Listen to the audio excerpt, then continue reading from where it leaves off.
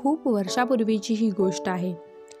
एकदा गरुडांचा एक पूर्ण ग्रुप आपली शिकार शोधायला जात होता आणि उडता उडता हे सगळे गरुड एका अशा बेटावर जातात जिथे चारही दिशांना समुद्रच समुद्र पसरलेला असतो. जेव्हा हे सगळे गरुड त्या बेटावर उतरतात तेव्हा ते तिथे बघतात तर काय, सगळे मासे, बेडूक भरपूर प्रमाणात असतात. त्यांना तिथे खाण्याची पिण्याची काही अडचण नसते. शिकार करायला तर अगदी सोपे आणि मेन म्हणजे दुसऱ्या मोठ्या जनावरांपासून आपल्याला इथे काहीच भीती नाही. मग काय, हे सगळे गरुड तिथे भरपूर मासे खातात, खेकडी खातात, बेडूक खातात आणि 2 दिवस वस्ती करतात.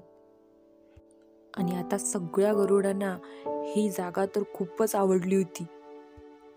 त्या गरुडांपैकी एकाही गरुडाला असे वाटत नव्हते की ही जागा सोडून आता आपण जावावी, कारण त्यांना शिकार करायला काही मेहनतच घ्यावी लागत नव्हती. तेवढ्यातच त्यांच्यातील एक म्हातारा गरुड म्हणाला की आता हे बेट आपण सोडले पाहिजे. काही दिवसांनी आपण पुन्हा इथे येऊ, नाहीतर आपली शिकार करण्याची सवय मोडून जाईल.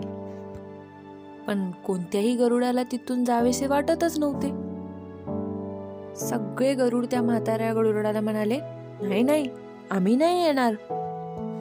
जर बिना मेहनत करता आपल्याला इतके सोयीस्कर सगळे मिळत असेल तर का म्हणून मेहनत करायची?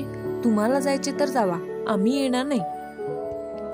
म्हाताऱ्या गरुडाने खूप प्रयत्न केला त्यांना समजवण्याचा, पण कोणीही ऐकायला तयारच नव्हते.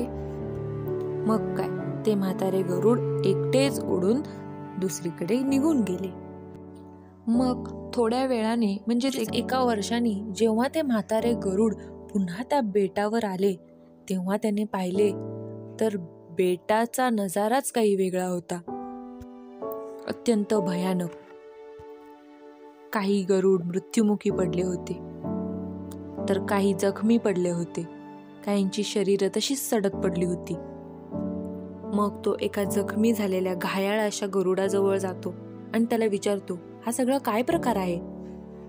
त्यावर ते जखमी गरुड म्हणाले, तुम्ही गेल्यावर काही दिवसांनी एक मोठं जहाज इथे समुद्रात आलं आणि त्यातून चित्ते बाहेर आले आणि ते आमच्यावर हल्ला करत होते.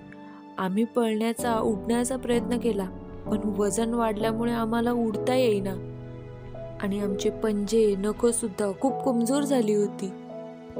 आणि मग त्या चित्त्यांनी आमची शिकार करायला सुरुवात केली.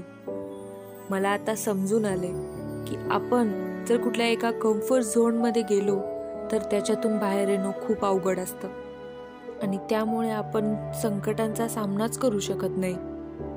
या गोष्टीतून आपल्याला हे शिकायला मिळते की आपण आपला स्वतःचा कम्फर्ट झोन सोडून आपल्या स्वतःच्या प्रगतीसाठी नेहमी प्रयत्न केले पाहिजे.